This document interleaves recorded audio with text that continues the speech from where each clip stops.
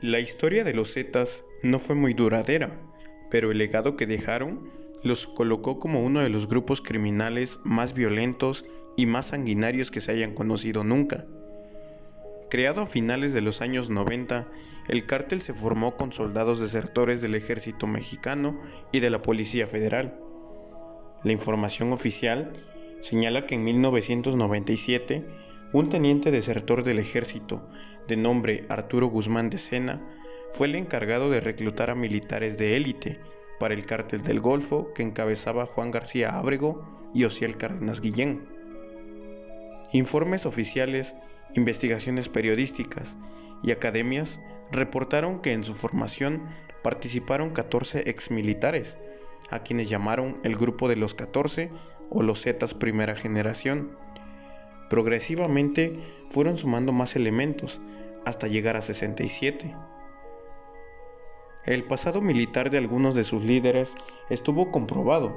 En 2003, la Procuraduría General de la República, PGR, tenía ubicados a los 31 integrantes fundadores, de los cuales 5 habían alcanzado el ejército el grado de teniente, 4 de subteniente, 3 de sargento y 3 de cabo, mientras que el resto no habían pasado de ser soldados rasos. El cártel aplicó la táctica de la propagación del terror civil. A mayor salvajismo, más miedo entre la población, más sometimiento de las autoridades y más silencio en los medios. Ellos fueron los primeros en recurrir a métodos como la decapitación, el desmembramiento de cuerpos o el guisado, que consistía en disolver a los cadáveres en ácido o derretirlos en contenedores de aceite.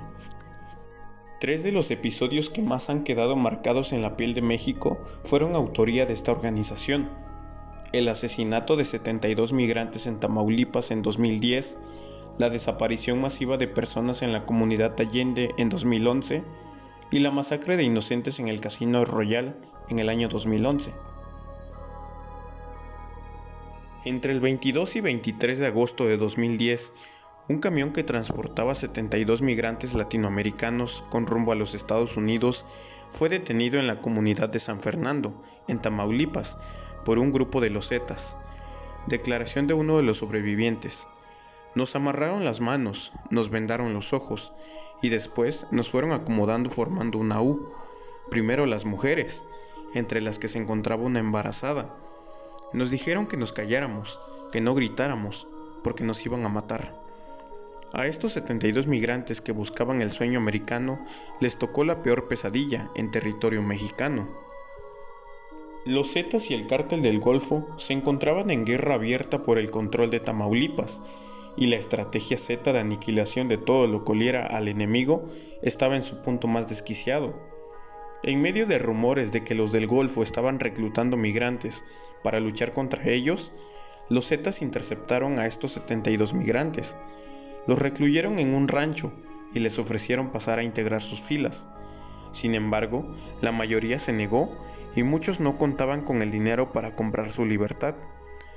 Todos fueron ejecutados por el Alacrán, el Chamaco y el Sanidad, en lo que fue una auténtica carnicería.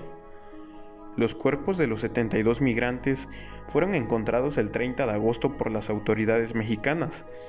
Estaban en un rancho abandonado y procedían de países como Honduras, El Salvador, Guatemala, Nicaragua, Ecuador y Brasil.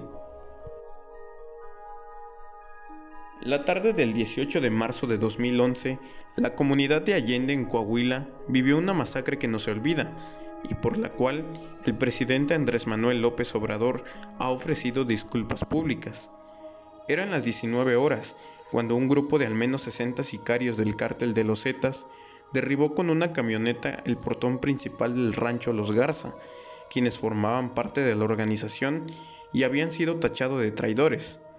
Los hermanos Miguel Ángel Treviño, el Z40, y Omar Treviño Morales, el Z42, quienes fungían como líderes del cártel, sospechaban que 3 integrantes de la organización los estaban traicionando, colaborando con las autoridades de Estados Unidos y percibiendo ganancias de la venta de drogas por $10 millones.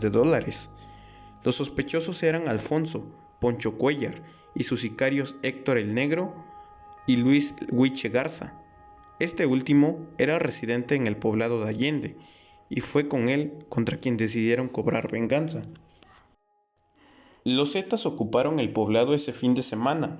Su paso por Allende dejó como resultado, oficialmente, 26 personas desaparecidas, 20 de ellas familiares y allegados de Garza, 3 más amigos de Cuéllar y 2 trabajadores de Héctor. Sin embargo, testimonios nunca confirmados han llegado a hablar de 300 desaparecidos. Tuvieron pueblos tomados, destruyeron 32 casas, mataron personas, quemaron sus cuerpos en gasolina y en toda la masacre no apareció ni uno de los 20 agentes de la policía municipal que estaban en turno, nomás se quedaron mirando. Las fuerzas del orden cumplieron eficazmente las directrices recibidas. Se afirma en un informe sobre el caso de Allende no salir a patrullar ni responder a los llamados de auxilio. La única nota de humanidad por parte de los agentes corruptos fue la de una policía integrada en los Zetas, que encontró a una niña de 5 años y un niño de 3, los sacó de allí para llevarlos a otro pueblo. La masacre fue tan brutal que ni siquiera hay claridad sobre el número de víctimas. A 3 años de la tarde del 25 de agosto de 2011, llegaron 2 camionetas y un Mini Cooper al Casino Royal, un centro de apuestas ubicado en la ciudad de Monterrey, capital del estado de Nuevo León. De su interior bajaron unos 18 hombres, que portaban armas de grueso calibre y bidones llenos de combustible. En ese momento, el local estaba atestado. El grito de "ya se los cargó la verga" fue el anuncio del inicio de la masacre. En ese momento, comenzaron a rociar con gasolina la sala de juegos y a disparar indiscriminadamente contra los presentes. En cuestión de minutos, las llamas se apoderaron de todo el edificio. El incendio consumió al local durante al menos 3 horas. Cuando la situación fue controlada por los bomberos, los cuerpos de rescate encontraron decenas de cadáveres en el área principal y los baños. Algunos todavía tenían en sus manos teléfonos celulares con los que intentaron pedir auxilio. La cifra total de muertos fue de 52, y algunos medios de comunicación lo calificaron como el peor ataque en la historia del México moderno. Con el paso del tiempo, se descubrió que los Zetas habían sido los responsables de la agresión y eventualmente algunos de los responsables fueron capturados.